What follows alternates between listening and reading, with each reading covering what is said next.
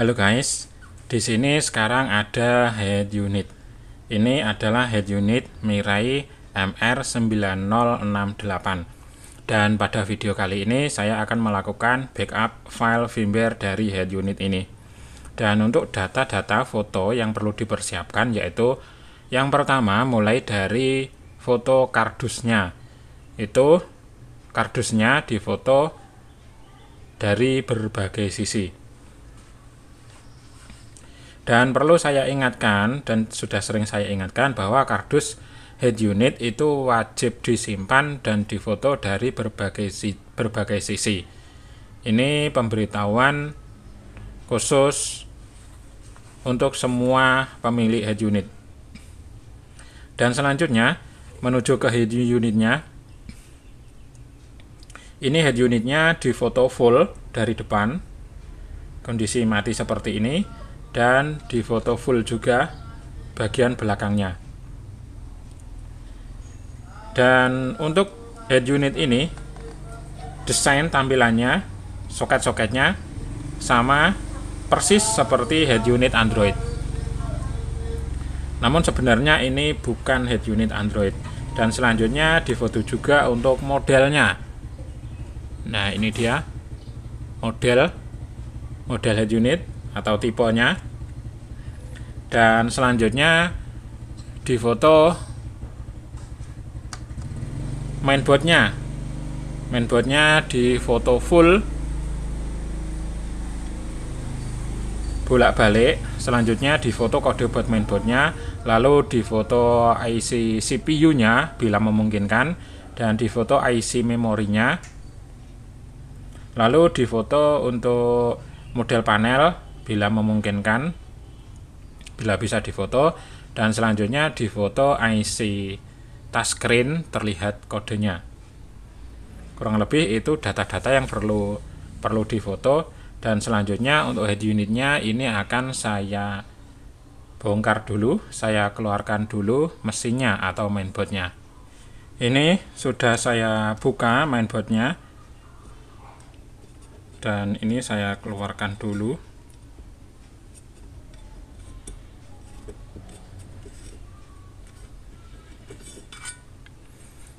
Oke, seperti ini.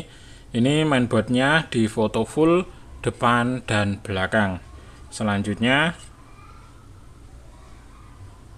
di sini ini ada kode buat mainboardnya. Ini yang tertulis langsung di mainboard, bukan stiker. Nah, ini dia kode buat mainboardnya.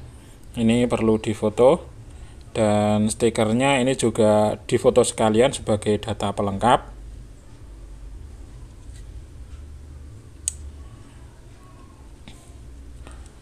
Lalu selanjutnya ini IC memorinya.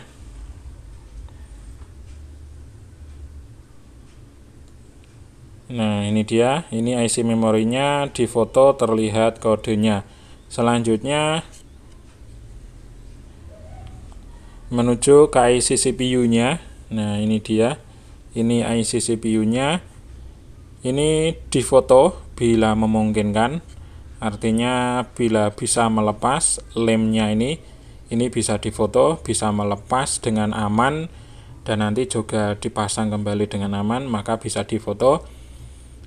Bila tidak bisa atau tidak memungkinkan, ya tidak difoto juga tidak apa-apa. Selanjutnya ini IC audio amplifier, ini difoto terlihat kodenya.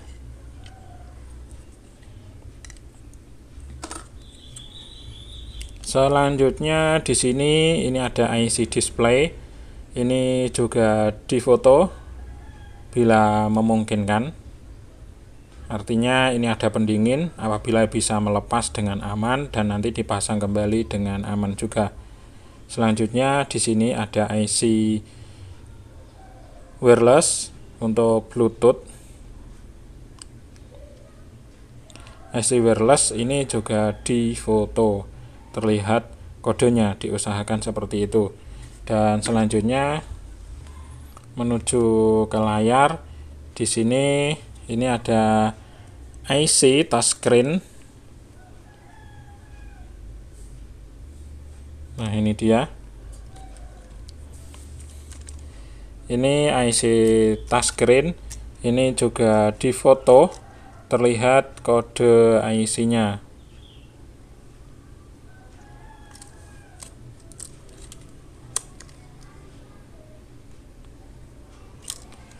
Dan untuk model panelnya ini yang terlihat seperti ini.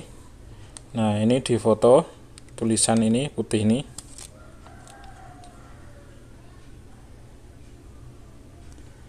Dan biasanya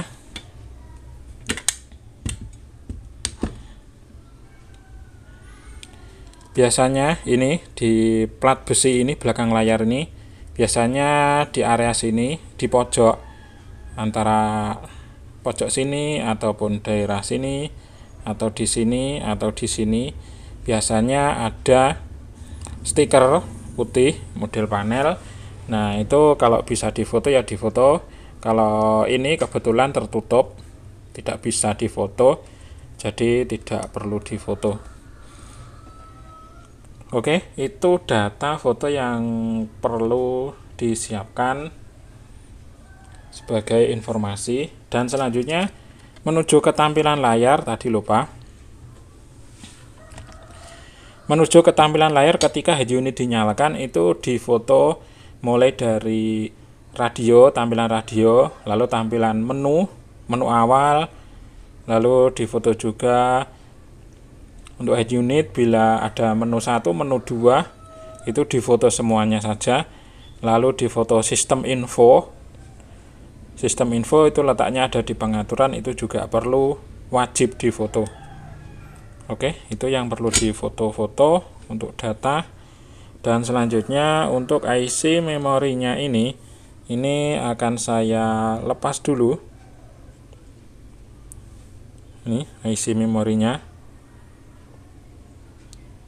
Ini akan saya lepas dulu dan nanti untuk dilakukan backup file firmware-nya. Ini IC-nya sudah saya lepas. Ini dia IC-nya. Di sini tadi tempatnya. Nah, ini dia. Sekarang IC-nya ini saya pasang di alat programmer. Oke. Dan sekarang lanjut menuju ke komputer untuk melakukan backup file firmware-nya.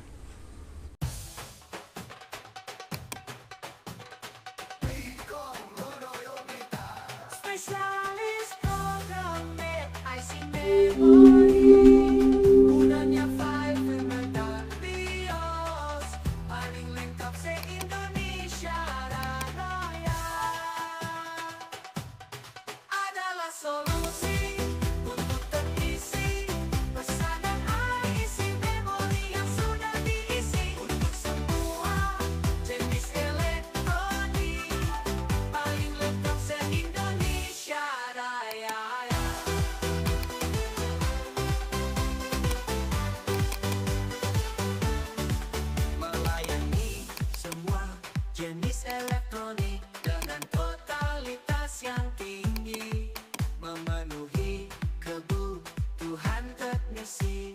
Pesanan IC memori yang sudah diisi adalah solusi untuk teknisi. Pesanan IC memori yang sudah diisi untuk semua jenis elektronik. Sekarang file firmware-nya ini sudah tersimpan di komputer. Dan untuk teman-teman yang memerlukan firmware ini ataupun memerlukan IC yang sudah diprogram untuk head unit ini, bisa memesan ke Pikom Ludoyo Blitar.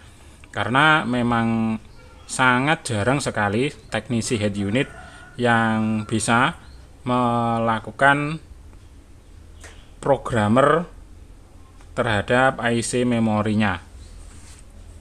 Masih sangat jarang sekali, sehingga untuk file firmware dari head unit itu sangat sulit sekali didapatkan.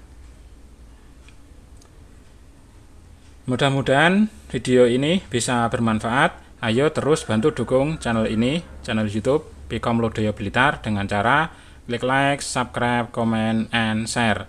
bagikan video ini ke sosial media agar teman-teman yang lainnya juga bisa mengetahui. Untuk cara pemesanan IC memori yang sudah diprogram, yaitu dengan cara menghubungi melalui nomor WhatsApp yang ada di deskripsi video di bawah ini di YouTube.